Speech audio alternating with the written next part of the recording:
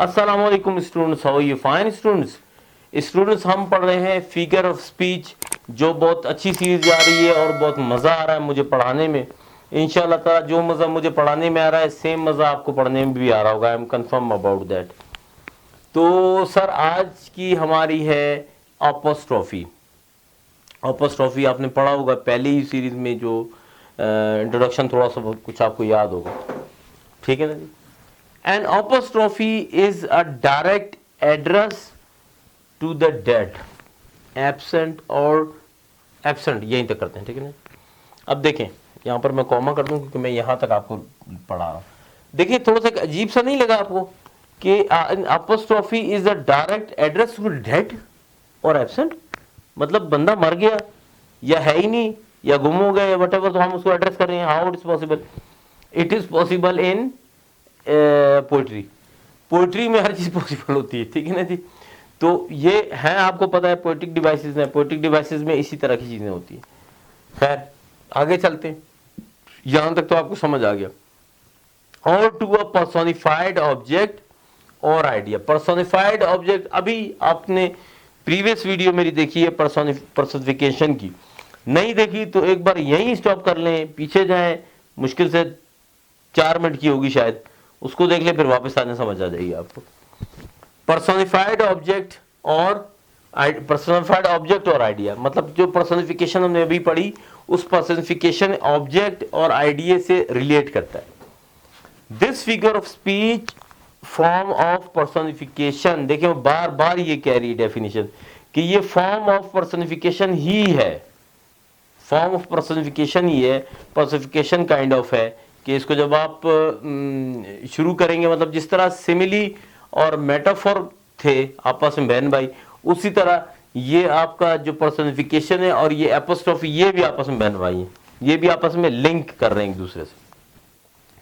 For example mostly poetic, आपने अगर आप मैट्रिक के भी स्टूडेंट हैं, एफएससी के भी हैं, या आप आगे के भी हैं तो हायर लेवल के भी है, तो उसमें पोएटिक डिवाइसेस तो काफ़ी आती हैं ना, काफ़ी पोइट्री है जो शामिल होती है, शेक्सपियर की हैं और भी काफ़ी हैं उसमें। सॉरी, शेक्सपियर के तो ड्रामे होते हैं, आई एम सॉरी गलत कह दी मैंने, शेक्सपियर के जो ड्रामे हैं पोएटिक डिवाइसेस भी होती हैं, तो उसमें आप पढ़े काफ़ी। जैसे एक पोइट्री मुझे याद है, आई थिंक सो 9th की है कि इस क्लास में, डैफोडिल्स यार, क्या क्या पोएम है, क्या कहानी है, क्या मतलब आप डीप में चले जाओगे उसकी।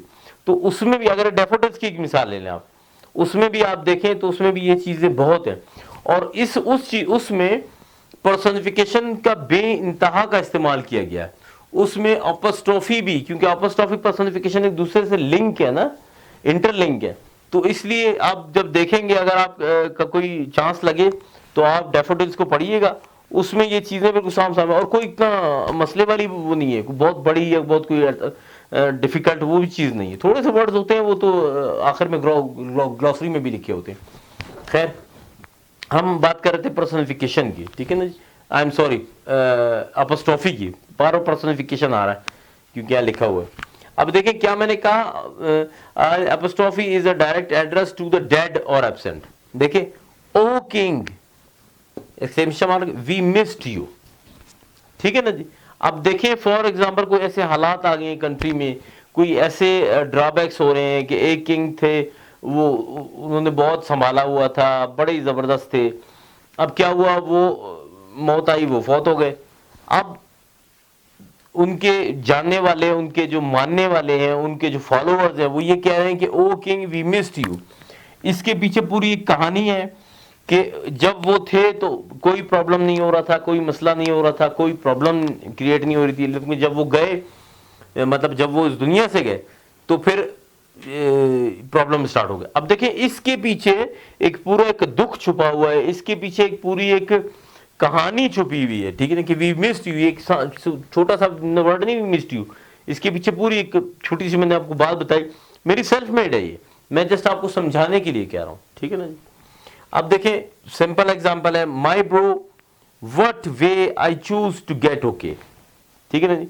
इसके पीछे देखें, अब थोड़ा सा आप सोचिए कि इसके पीछे, ये आप सोच लें ये बंदा अब नहीं है, ये बंदा ये तो लॉस्ट हो गया या फौत हो गया या व्हाटएवर, मतलब ये है नहीं।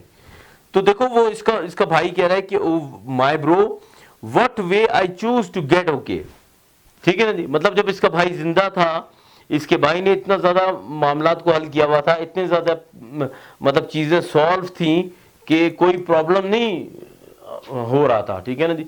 तो अब वो फील कर रहा है, वो अपना दुख बयान कर रहा है, वो फील कर रहा है कि जी my bro what way I choose to get okay, ठीक है ना। तो ये चीजें हैं, ये अब मैंने आपको थोड़ा सा डीप में जाके समझाया, थोड़ा सा उसके पीछे कहानी, सेल्फ कहानी बनाई है, मैंने खुद कहानी बनाई है, सही है। इस वजह से कि आप थोड़ा सा अंडरस्टैंड कर लें। पहले भी मैंने कहा कि my aim is to make you okay, is to make you understand, okay नहीं मैं उसको मैंने ओके का वो दिमाग में बैठा हुआ, ठीक है। तो is to make you understand, आपको अंडरस्टैंड करवाना है, मैंने आपको सिखाना है, आपको चीजें बतानी है, इसीलिए मैं ये सेल्फ मेड कहानियां बनाता रहता हूं। चीजें आपने सीखनी है, बात खत्म है। जैसे भी सीखो आपने सीखनी, मैंने आपको सिखानी है, मेरा मकसद ये। तो इंशाल्लाह ताला मेरा ख्याल है कि मेरा मकसद पूरा हो गया, मैंने आपको ये चीज़ बता दी। Thank you very much. अस्सलाम वालेकुम।